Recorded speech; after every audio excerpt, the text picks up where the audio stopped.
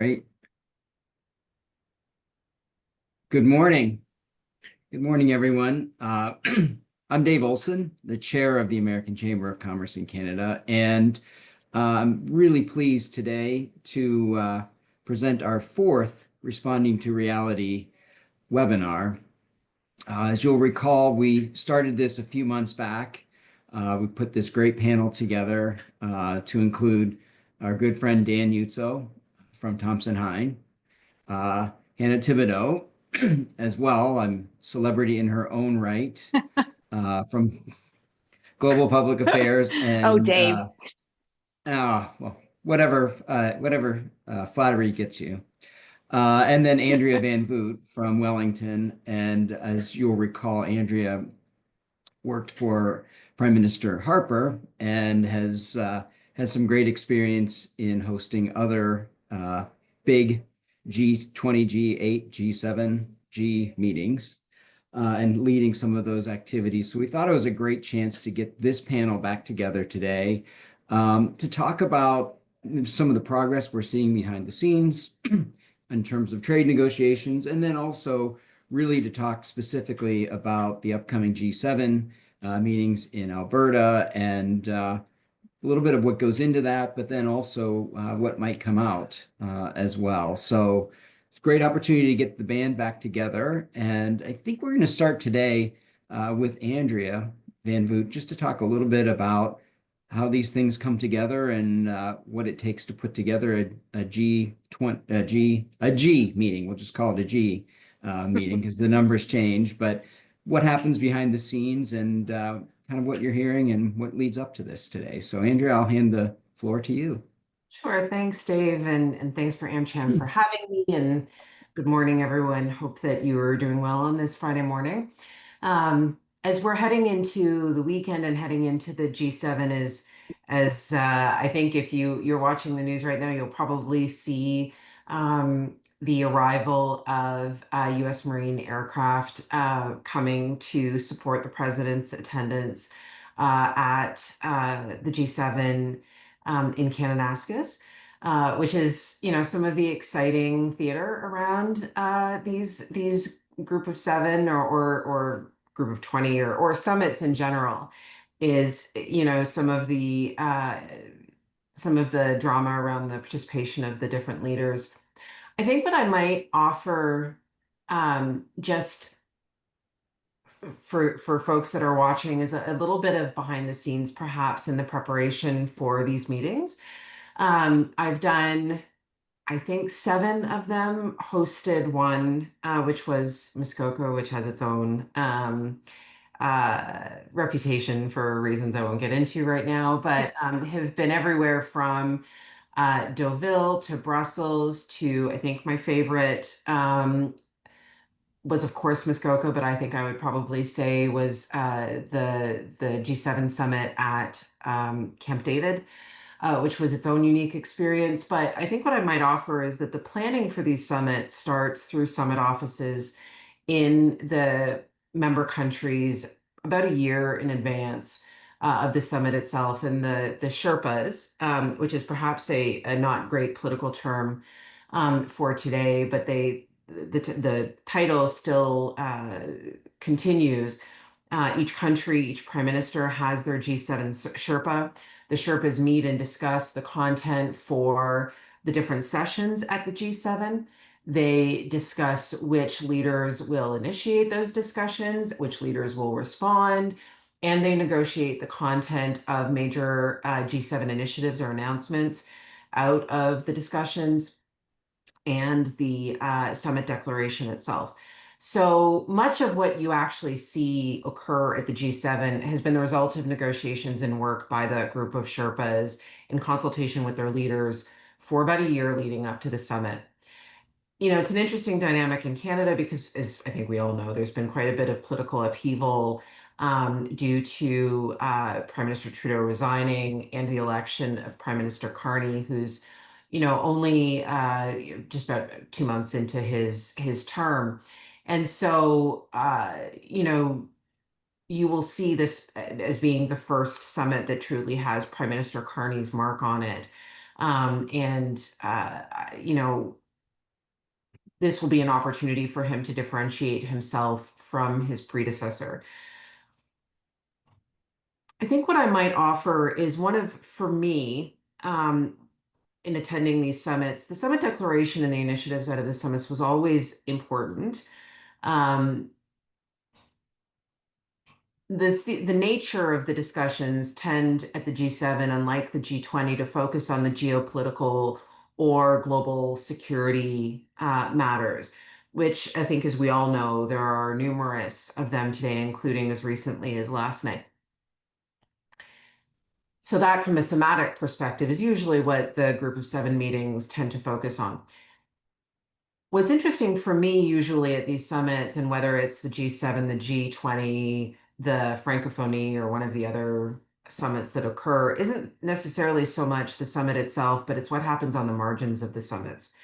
And by that, I mean it's the pull-asides and bilaterals. So just for folks that are watching, a pull-aside is prearranged, but quite literally where the staff of two leaders or three leaders or more arrange for their leaders to get together for not an official bilateral where folks are sitting down, but a quick conversation in between one of the meetings.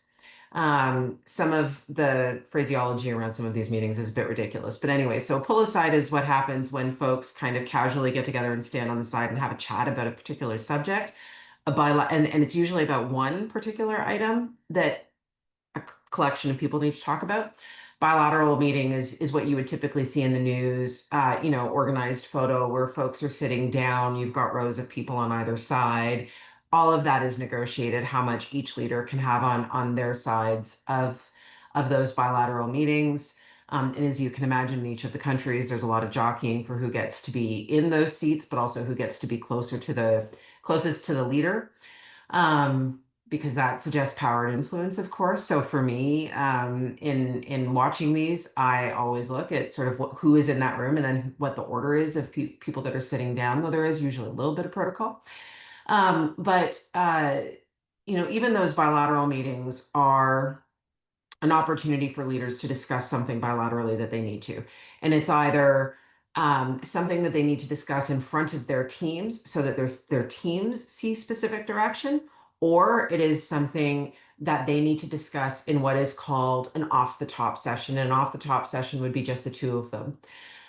So the leaders would go in, the two of them would be typically alone, have a conversation to discuss something particularly sensitive. They would then call their staff in and they would, with staff present, issue some direction or debrief after. So for me, especially for this summit, and particularly because of the presence of President Trump, for me, the most interesting things that will be happening at the G7 are the things that are happening on the margins of the G7. And I think we've seen lots of coverage on what we are hoping may come out of this summit, which is some announcement on a tariff deal between Canada and the United States. We were having a little chat about this beforehand.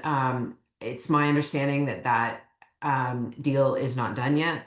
I think, as we've all learned by now, the president likes to reserve these things for his final decision, and they tend to be quite last minute. So I expect that we will not see something until he is on the ground and has had an opportunity to meet with Prime Minister Carney. And maybe just one additional comment.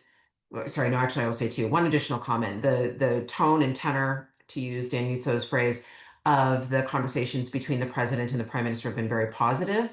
Hopefully, we will not have a Charlevoix moment as we had after the last G7, and I will bet a lot of money that we will not have that sort of event this time. This is a different situation. But the other one is to look at the special guests for this summit. And we can get more into this in our discussion, but the president of Mexico, the prime minister of Australia, Prime Minister Modi, these are very interesting indicators of some of the topics that will be discussed, but also some of the shifts in Prime Minister Carney's bilateral relationship, perhaps with India. I'll stop there, Dave. Sorry if I monopolize this a little bit too much, but I'm happy to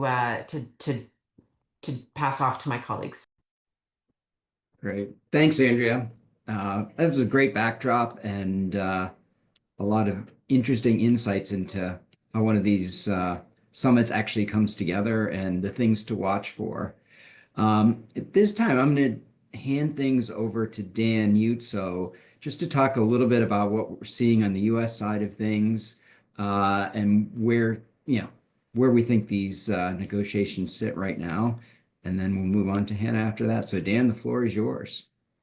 Oh, thanks, Dave, and good morning, everybody. It's wonderful as always, Dave, to be with you and with great co-panelists and friends like Andrea and Hannah. And thanks to the AmCham team that I think Kim and Bill and Rick Tatchuk and many others that are running full boat right now on getting full steam, I should say, on the boat, working around the clock on a number of these issues, whether it's on the trade side, the digital side, but the ambassador's appearance that Dave, you expertly moderated at the Empire Club just a little bit ago, and in a series of briefings. So it's just been great, and thanks to everybody that's giving their most precious resource, their time this morning to hear about these issues. I'm actually talking to you, Dave, from back home in the Mahoning Valley, Warren, Youngstown, but actually Niles, Ohio. I don't want to get into our hometown rivalries, but who wants to be in Niles? But it is the home of and birthplace of William McKinley.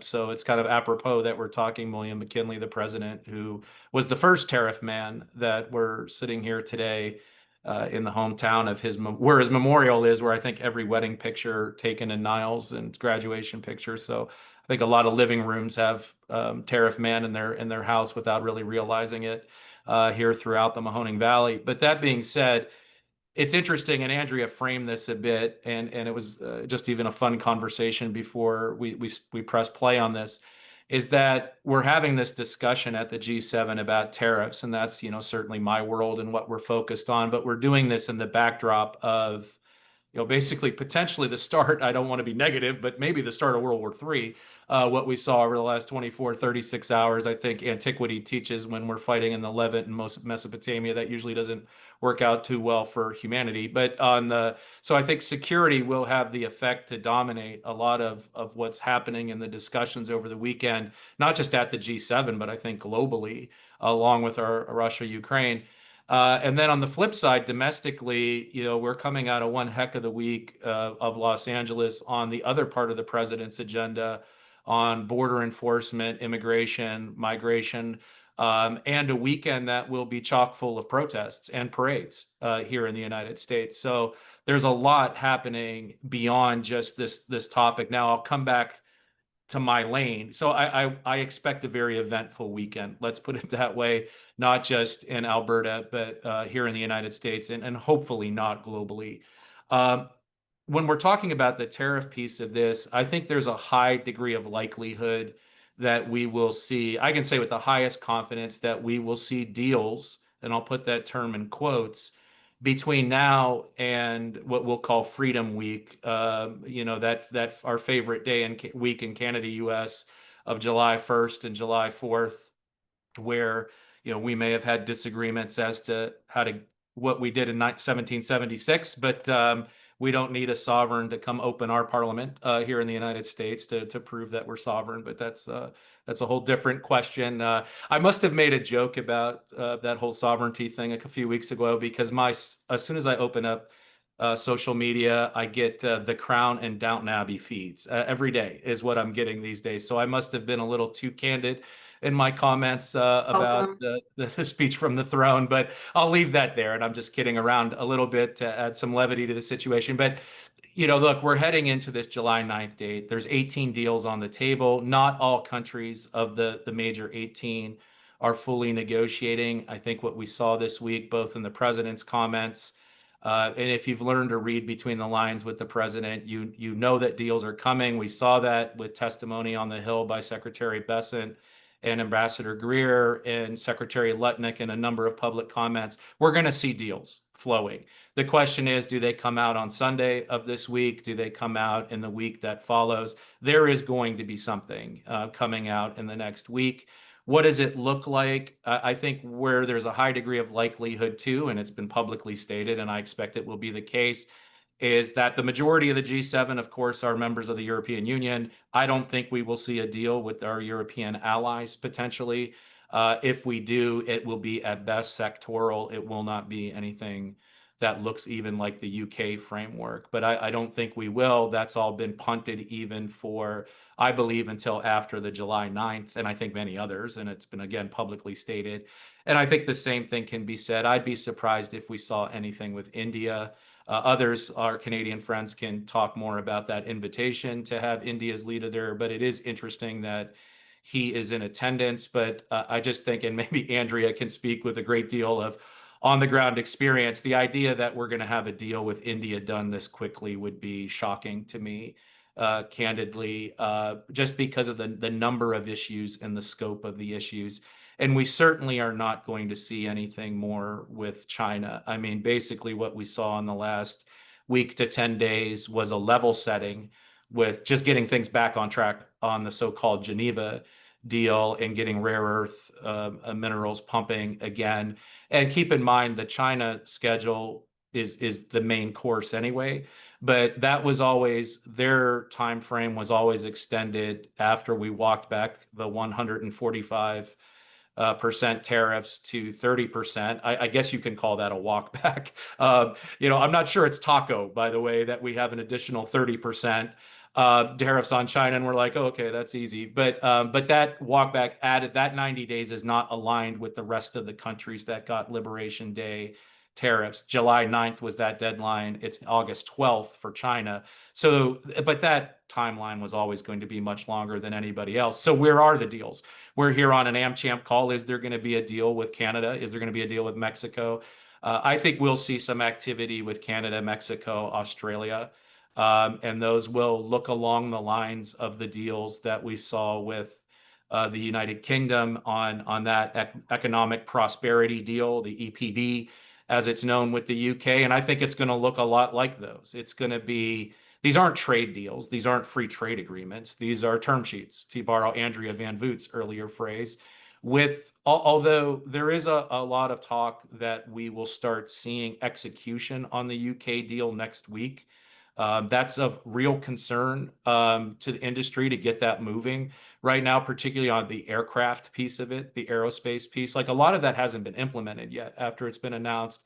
And all indications from commerce and elsewhere is that that'll start next week. So that means the devilment that's in the details may be rolling out. And so that suggests that maybe there may be some more granularity in what we're seeing from Canada, what we'll see in any announcement with Canada and Mexico. And I think Australia will be announced as well in short order.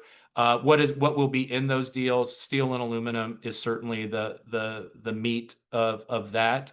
Of those, if those are the side courses, the tastiest part will be what's happening on steel and aluminum. And the steel and aluminum arrangements with Canada, Mexico, Australia, and there may be others included in just the steel and aluminum piece, involve quotas. Those quotas will be reset based on prior export performance.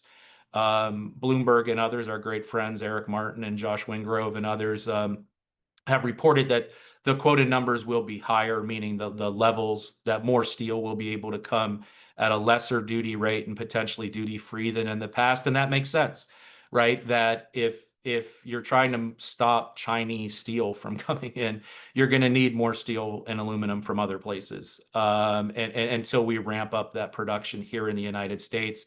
And that's where a lot of the details are being worked in. So I think you will see higher levels from Mexico and Canada. And that's what we'll wait to see, what those quotas numbers are. And that'll also be based on what the U.S. thinks domestic production should be, particularly in the wake of the U.S. Steel and Nippon. Let's face it, some of that is going to be based to make an economic, to provide economic incentive to ramp up more steel production in the United States. I'm not sure we're going to see a heck of a lot more aluminum production here. It's just we're not really built for that here. Canada can easily do that much more than us building whatever it is, 7 to 8 more Hoover dams we would need to ramp up aluminum production here. So I expect to see that. But the trade-off with that, and I think where we'll be watching very closely, is what are the monitoring mechanisms we'll continue to see melted and poured smelted and cast requirements. So to make sure that that steel coming from those other countries is actually made in those countries. So the melted and poured, smelted and cast requirements will be there. And will there be any additional monitoring that countries have to do? And as part of that monitoring, what we're hearing a lot around is that there will be, if the monitoring is triggered, it's automatic tariffs. Like, so you don't, so that would withstand more court challenges and things of that nature. So keep an eye on that. And I think the two areas that are the wild cards right now are, what are other countries going to have to do in terms of secondary tariffs or other actions vis-a-vis China? You saw Canada, Minister Joly announced, under the banner of supporting the domestic Canadian steel and aluminum industries, increased anti-dumping countervailing duty enforcement on Chinese steel. I suspect that was also an ask of the US government. Mexico has announced the same. So in the UK deal, it was just kind of like a one-liner, because the UK has engaged in these enforcement mechanisms. But what are those, right? Because that's going to be important to industry. Because what the US concern, of course, is transshipment, Chinese steel actually flowing through Canada and Mexico or these other countries, which Canada has done a great job of shutting off, Mexico less so. And that wasn't a Trump thing. The Biden administration put melted and poured on Mexico, because we're seeing a lot of overseas steel come in through Mexico, particularly into the auto sector. But the other piece was those countries will buy the cheap Chinese steel, use it in their countries, and then sell the more expensive steel to the United States, export that out, which distorts the market. So you have to have both pieces of it. You have to have what's coming into the United States, but you also have to have those countries closing those back doors, allegedly. So that's going to be very important. And then I mentioned two things on steel and aluminum that are wild cards. The other is derivatives. Derivatives, the downstream products, were not treated separately in the UK deal, but there has to be some discussion of that. That list, I doubt that we will see it treated differently in the next week or so, but that is going to be a discussion, because basically everything used in the auto sector and on a construction site is now subject to additional tariffs vis-a-vis steel and aluminum, from the girders used in the buildings, the beams, to the aluminum ladders, right, that are used there. So if you want to encourage domestic production, right now, we have one of the largest construction practices on the continent. And I can tell you right now, I spent half my life with our construction clients, because we can't price things. So if you want to spur economic development in regions, but at the same time, those that would want to spend that money in the United States can't price things, that's out there. I'll just end in saying, so steel and aluminum will be a big piece of this. Will there be other? I think a lot of it is going to be mom and apple pie type stuff around critical minerals, around energy, and you can kind of go down that list. And staying with the theme of the wild card, or maybe the joker this weekend, will be, are the border and fentanyl tariffs addressed in this? I think that has been an ask of Canada. It has been an ask of Mexico. 25%. There's been a lot happening, particularly on the Mexico side, vis-a-vis the cartels. Some major interdictions have been made. There have been joint U.S. Coast Guard, Canadian officials seized a heck of a lot of product coming in last weekend in the seas. So I think the president, if he wanted to lower those tariffs, has the mechanisms and has some of the deliverables to do that. If we see any activity, I know the ask of those countries has been 0%. But I think where it may land is, if it is, it's probably going to be a reduction, maybe down to like 10%.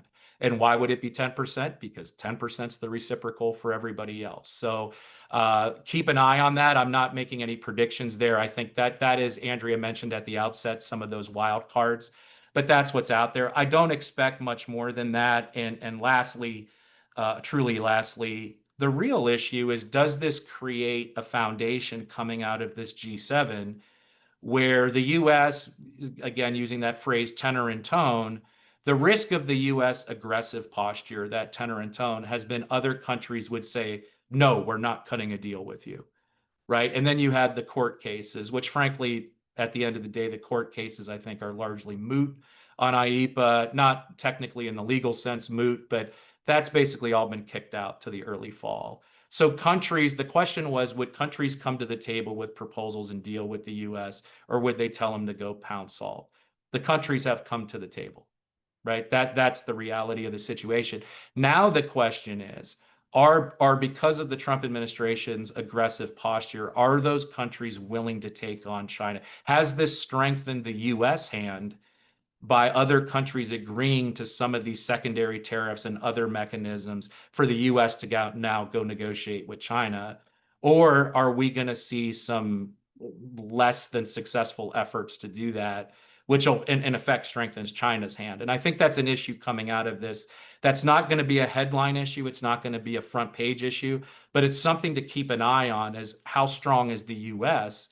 Does the G7 speak with a united voice coming out vis-a-vis China? And I'm not sure, when we've seen some of the overtures Prime Minister Carney has made in resetting the China relationship, some of the things that we've seen around the world as well. So that's a subtext, subplot, and maybe, frankly, it's the main plot to the whole thing, but it's a subplot coming out of the G7. So I'll stop there and then turn it back to you, Dave. Great. Thanks, Dan. It's a great backdrop. I've got a lot of notes here for follow-up questions. And actually, just for everyone who's dialed in today, please do go ahead and submit questions through the chat function if you do have a question, and we'll try to get to those as we can. But now, without further ado, I'm going to hand things over to Hannah Thibodeau, and let's talk a little bit about the Canadian side of things as we get rolling. I think you may still be on mute, so there we there we go. go. Perfect. Okay, thanks, Dave. The floor Thank is you. yours, Perfect. Hannah. Thanks, David, and thank you to AmCham for hosting this, and also to my two colleagues. When David emails and says, let's get the band back together, I am a former journalist, still a journalist, so look at my notes that I take because they're so informed, and I just love hearing from Dan and Andrea, and we were having a great conversation ahead of time too. Just to give a little bit of my background before I get into some of the things I want to say and respond to what Andrea and Dan were saying is, in my nearly 25 years of covering Parliament Hill, I covered multiple G7s, Gs as David calls it as well, around the globe for prime ministers as far back as Jean Chrétien. So I had that opportunity to see what happened actually on the sidelines in the meetings, how these events come together. And I would say for this one, this is definitely a different world, and it's going to be definitely a different G7. This is Prime Minister Mark Carney's first G7 being held here in Kananaskis, just outside of Calgary, not too far. And in fact, they actually had another meeting in Kananaskis one of my times. So it's interesting to see that they're having it back there again, because it is a very safe place for the leaders to be. It's just outside, it's in the woods. There are bears, but I think they're pretty prepared for all of those types of things as well. This could be a really big opportunity for Prime Minister Mark Carney to put his signature on the global economy right now, what is happening tariff-wise, what's happening security-wise. However, he is also going to be walking quite a tightrope, of course, because of President Donald Trump. Survival really is key for him to come out of this unscathed. We did see when he went to the White House back in May that relationship between he and President Donald Trump is something that is going to work.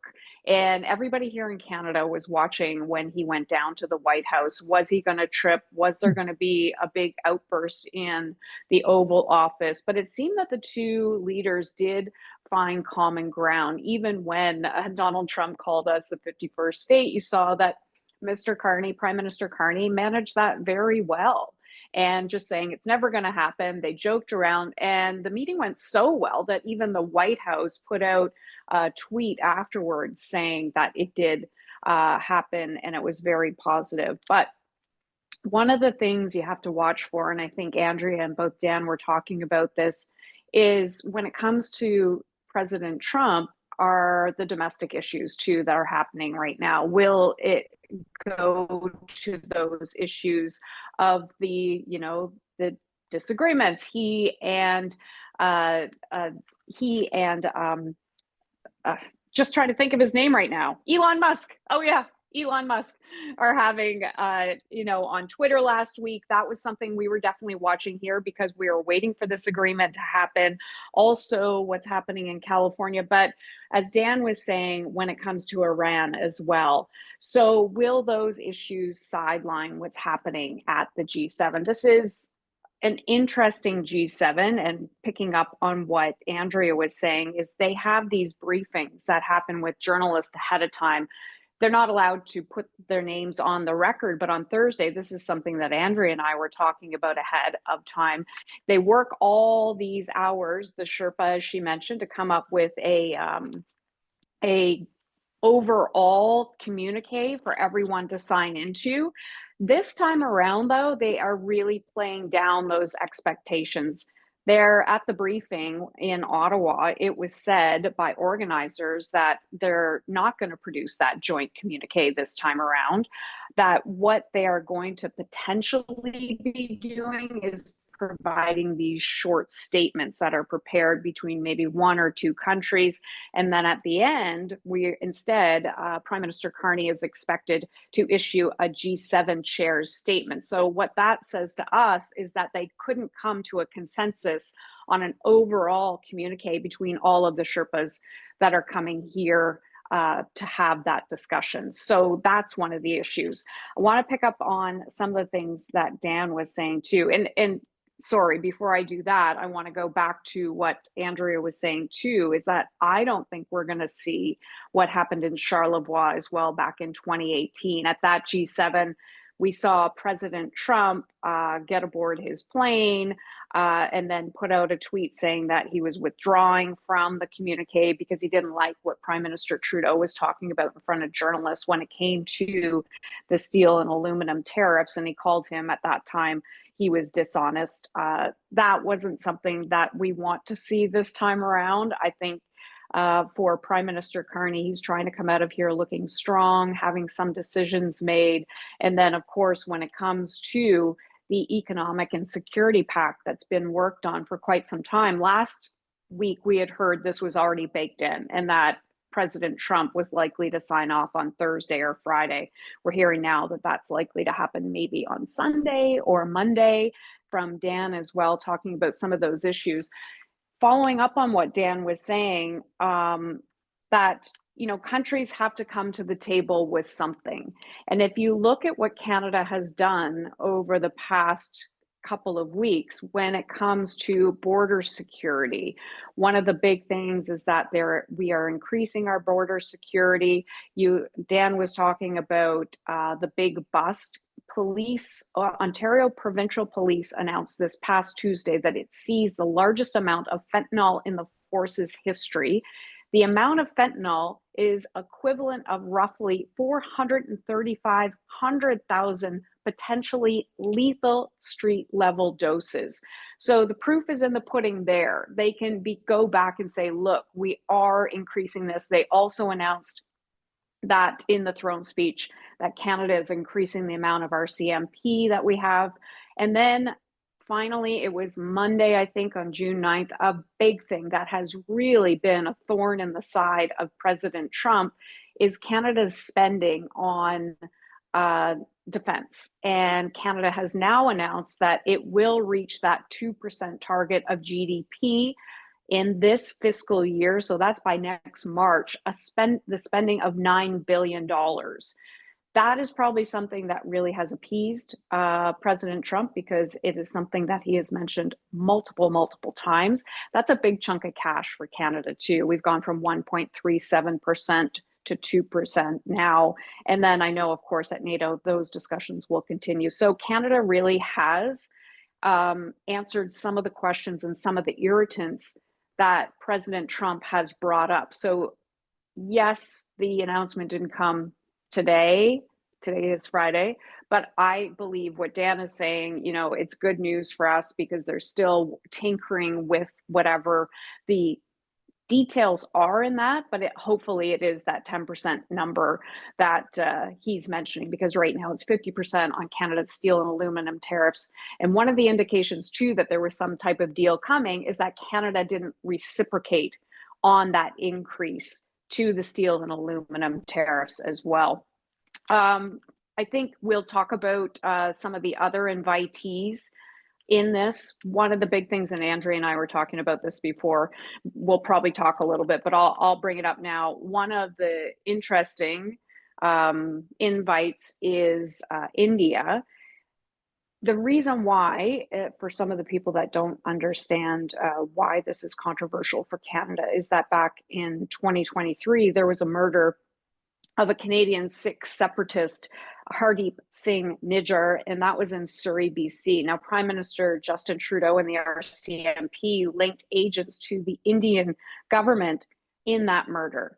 So at that point in time, we really had ended a lot of diplomatic discussions there. But now with this invite, what it says to me, and I think Andrea and I were talking about this, is that India is a huge economy. And if Canada wants to counter China, if it wants to counter, the US trade issues and diversify our trade, one of the big things is to bring in a country like India. So Andrea and I can go back and forth on this. We're talking about, what type of agreement had to happen with the Indian government, because we do have Sikh groups here in Canada that are very angry about the invite of Narendra Modi to this.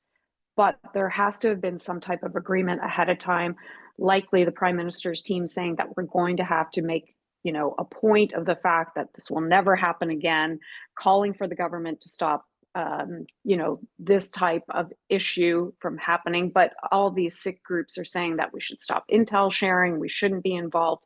But this, to me, shows that there is some potential for bringing back those trade talks that were stalled with India back in 2023. I don't think it's an easy issue to address, but definitely some type of signal there. But I think one of the biggest things, and I think I'll hand it back to the team, because then we can take some questions as well. The big things are those pull-asides. When I was a journalist, the communiques put in place ahead of time. We'll get that communique at the end. We'll report that. But seeing who meets in those pull-asides on the sidelines, they are prearranged. That means there are things that have to be discussed between those leaders. What those discussions are some of the most interesting ones. But again, knowing that there won't be that joint statement, and they already are playing down a lot of expectations for this event, is interesting. So maybe I'll hand it back there, because I think discussions between the group on some of these issues that I brought up might be good as well. Fantastic. Thanks, Hannah. That's great background, and it was great to hear from everyone and kind of do the quick round robin. And now we're going to do a little more interactive portion of our program. And again, please do keep submitting questions. As is always the case, we get some really interesting ones from our AmCham community. So I'm just going to kind of go through the questions that have been submitted, and then I'll sort of direct them to one person. You can respond, and then others, if you guys want to jump in, that's fantastic. Alexander Kostenko submitted a question. Given President Trump's criticism of the decision to push Russia out of the G8, how do you estimate the probability of Russia re-entering the group? I'll give Andrea that one. I have my own thoughts, but I think we'll start there. Andrea? Nope. Yeah. I think that's a pretty hard no. Agreed. Anyone else? Go ahead, Andrea. If you just thought about what would be required, what would be necessary in order for Russia to be readmitted to such a table, it's not something that President Putin would ever honestly agree to. It is. I would be no. And then also, let me just add in, a part of the schedule is Tuesday's breakfast, which is going to focus on a strong and sovereign Ukraine. And again, coming back to what Andrea is saying as well, that Russia, no. And Vladimir Zelensky is going to be there, and NATO Secretary General Mark Rutte. Great, thanks. No. I think we sort of hit on this one. This is from Heather Brasson. What do you see the probability of a summit declaration or smaller committee announcements only? I think we hit on this, but I don't know, Andrea, if you want to expand a bit on that and the process there. I think Hannah actually provided the Yep, answer. I think it's, right. I don't think we're going to see the traditional communique.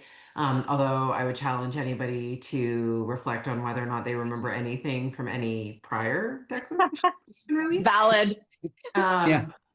On the other hand, it is a piece of paper that a number of countries, agree on. Although I have to say, some of my worst fights when I was in PMO was over some of that language in summit declarations, over the most sensitive of items, as you can imagine. I think Hannah touched on the fact that we're likely to see sort of bite-sized readouts, either of those sessions themselves or from the bilateral meetings that happen, or unilateral statements by the host, Canada, Prime Minister Carney. I think Hannah touched on this, and that's okay. Like, this is not. I think people read into the lack of some of these symbols. And I think, given none of us can recall what was in any of these summit declarations, I'm not sure that in this case, the lack of this symbol is necessarily a negative thing. The content of anything that is released would be more relevant to me. Yeah. I'll jump on that too, Heather. Thank you. And I just want to, like, because Andrea and I were talking about this ahead of time, even as a journalist covering the communique, yes, we put it out there, but most of the time it is those discussions on the sideline, because that having this opportunity of having these face-to-face meetings with these world leaders is vital for them. And just think, when we have conversations too, it's easier, rather than an email and all of those types of things, to have those quick discussions. Having them face to face is vital. And every time we wanted to be the fly on the wall, eventually we may have became a fly on the wall, and Andrea probably hated that at times, from the journalist side. But those are the types of things. Are there going to be discussions like, will we see Prime Minister Carney and Ms. Scheinbaum and the president of the United States together at any point in time? And that's something that, I'm sure Dan would be intrigued with as well, like what's happening there, because USMCA, CUSMA discussions are happening. Probably, Dan, you know better than me, but July, September are the dates. And are they just going to review it, or are they going to restructure it? Those are just some insights of how we think when we're watching it. That's great, Hannah. And it's like you're reading ahead on the question list here. So with the president, oh no, it's perfect. It's perfect. Great transition. So with this is also from Heather again. With the presence of the Mexican president at the summit, what is the probability of a trilateral trade announcement, or will there be two bilateral deals with the U.S. potentially undermining the North American integration and the three-party deal? I think, Dan, this one feels like it's right in your alley. So I'm going to hand that one to you.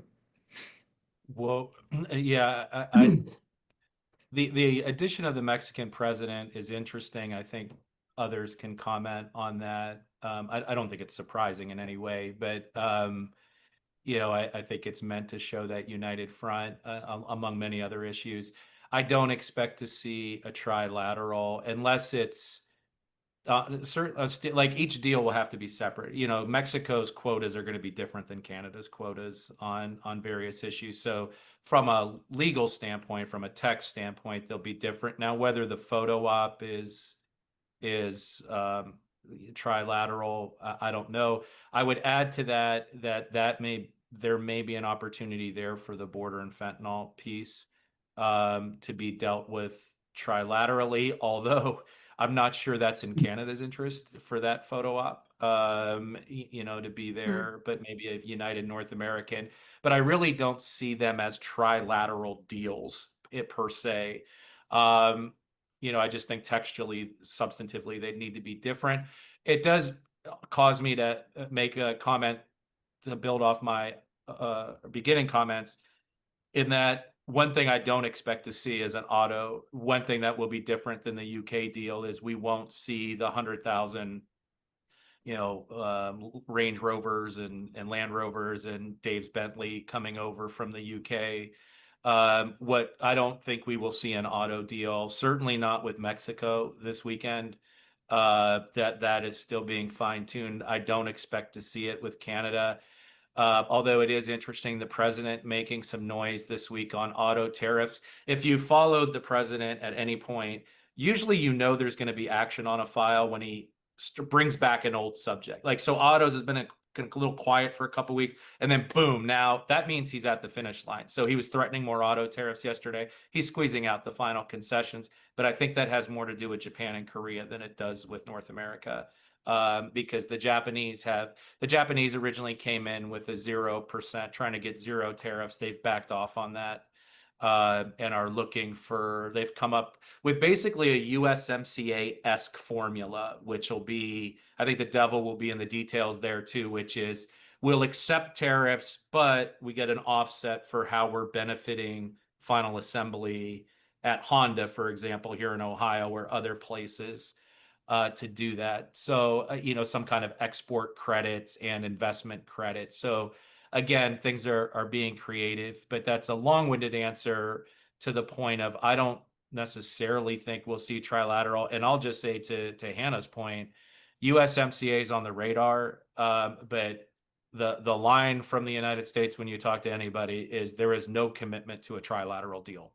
So I think we need to expect that. And we saw yesterday a major letter being issued by labor and a number of progressive groups, but labor importantly, basically wanting to either scrap USMCA or make significant changes to it in multiple areas that would be seen as much more protectionist in favor of the United States. So, that I don't think that's gonna.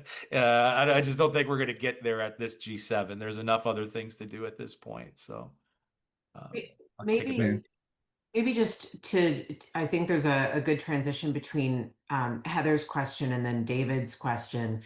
I think when people hear deals, I think they hear trade agreements. I don't think this is that. This is an understanding, a commitment between either two countries or a collection of countries to do something for each other, as we've been seeing over, well, gosh, since January. So I don't believe that there will be any at the moment, based on what I understand the content of the negotiations to be. I don't expect that there will be congressional or legislative material required to be approved. I think these will be actions that can be taken by leaders. And I think that this is an important note just as we start trucking towards USMCA review. And I'm going to guess part of the reason why David is asking this question is because of the lack of trade promotion authority in the United States. Is that will be, an interesting dynamic in the USMCA renegotiation because of this question around if we reach another treaty, how does the United States get it approved by Congress? And that will be a complexity in those negotiations that will be very interesting to watch, having had dealt with it during TPP. If I could just add, I would just say on David Weiner's question as well to Andrea's, the U.S. is specifically designing these deals so they don't have to go to Congress. The last thing in the world they want to do is go to Congress with anything. And so particularly with one big beautiful bill, and now we had some movement yesterday with one Republican member of Congress. So the vote totals are even narrower. So I agree with that 100%. And the TPA issue, Andrea, you've always had tremendous foresight on that, even going back to USMCA.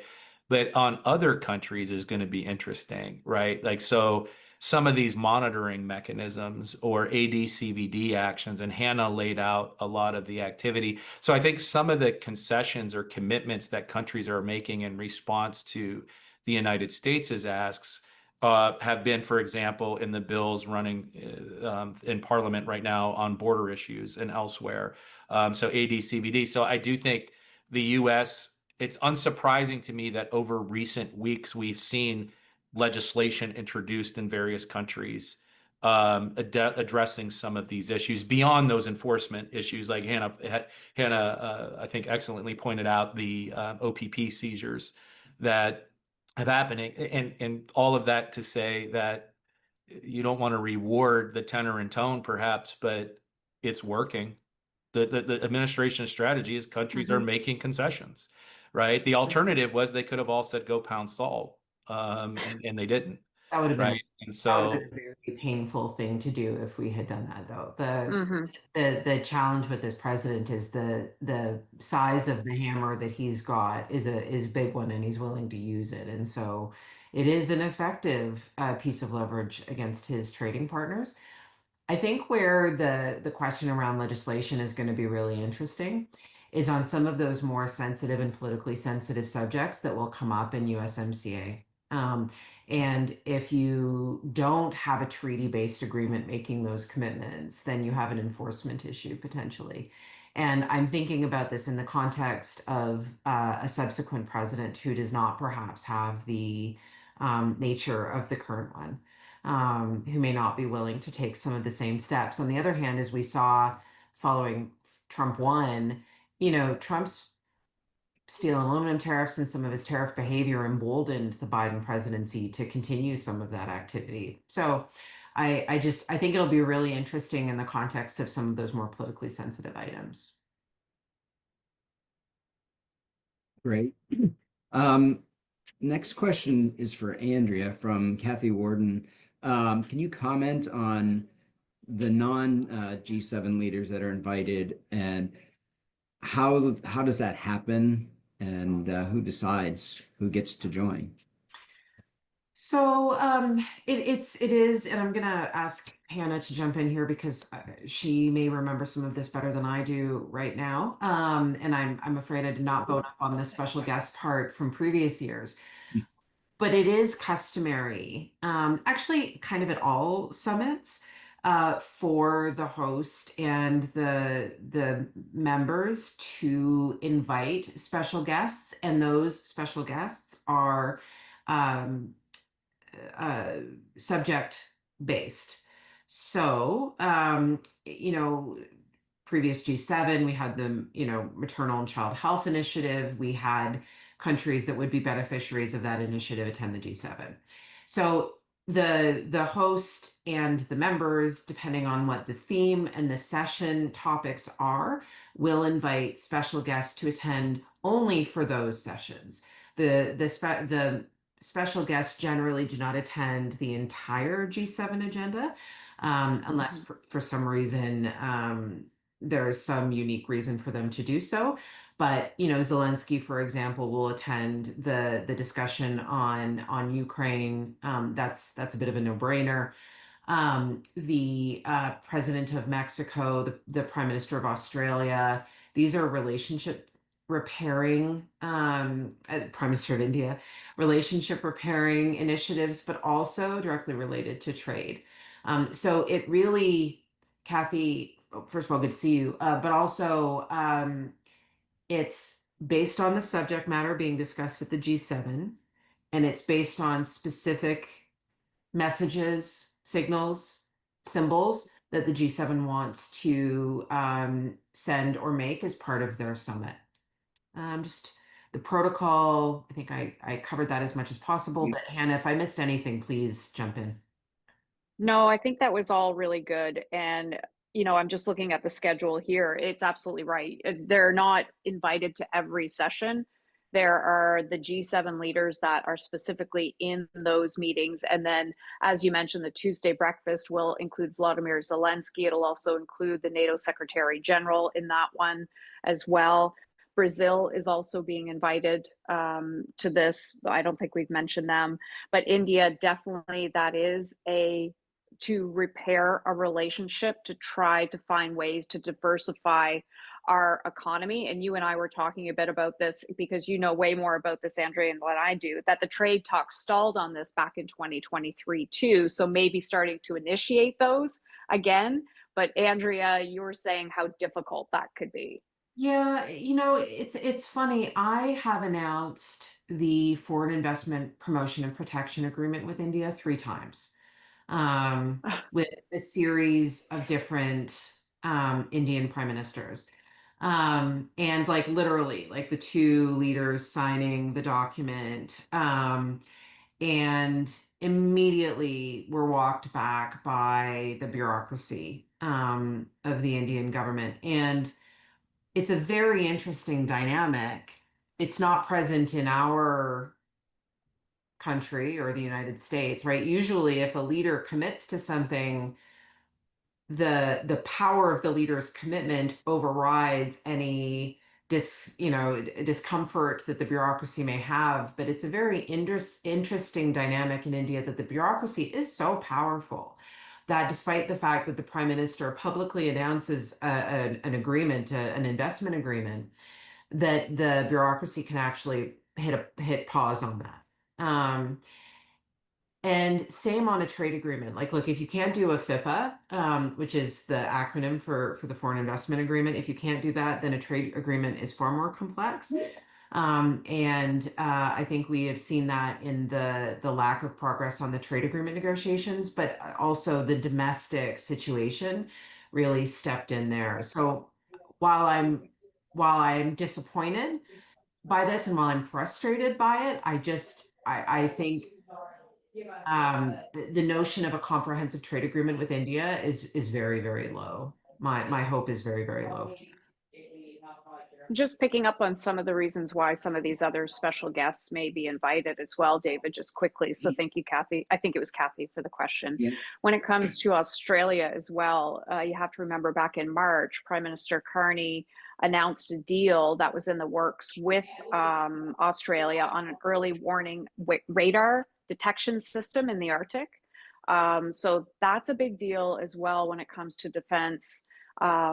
And the United States, and something that President Trump has been mentioning quite frequently is more protection of the Arctic. So there's probably the reason there. Brazil's president has echoed concerns about misinformation.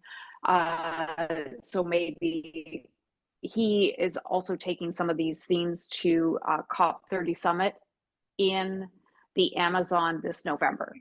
So these are issues of environmental protection, those types of things. India, we've talked about. Mexico, we've talked about. I'm trying to think if there's a few others in there, but I'll just keep racking my brains. But it is interesting why these other countries would be invited by the host, in this case, our country. Great. Thanks. And this is a really good question from Lisa Bolton. What do you feel needs to happen at the G7 for Prime Minister Carney and Canada to call this a successful summit? I'm going to go to you on that one, Hannah. Don't let it go off the rails. Yeah. Don't let it go off the rails. I think it's as simple as that. We even heard from former Prime Minister Jean Chrétien. He was speaking, I think, out west this week, and I believe he was asked a similar question on this, is that essentially survival is key. And if there are some things that President Trump says that may seem a bit inappropriate to Canada, just don't even go there. Don't get into that back and forth with them. And that's what former Prime Minister Jean Chrétien said. So that's the biggest thing, is to show that they can come out and have a successful G7. And I really think they will. I'm feeling really positive about this. And that's part of my, part of how I feel about things. But I really feel that he's going in, he has what he wants to do and have the outcome. And I think part of it will be announcing some of those tariffs as well. And maybe as Dan and Andrea are saying, they expect some form of announcement on this economic and security pact with the US for Canadians. That's really big, is to have something there. Agree. Now, we're up against time. It's 10:59. I certainly speak for myself when I say I come out of these sessions wiser each time, or maybe more confused, but I learn a lot. So thanks everyone for joining us today. We appreciate you tuning in for our 4th edition of Responding to Reality. We will record this and place it out on the AmCham website for anyone who wants to view it after the fact. But thanks again for joining us. Appreciate you taking the time, and appreciate your support of the chamber, and thanks to all of our panelists. Take care, everyone. Bye-bye. Thank you. Thanks.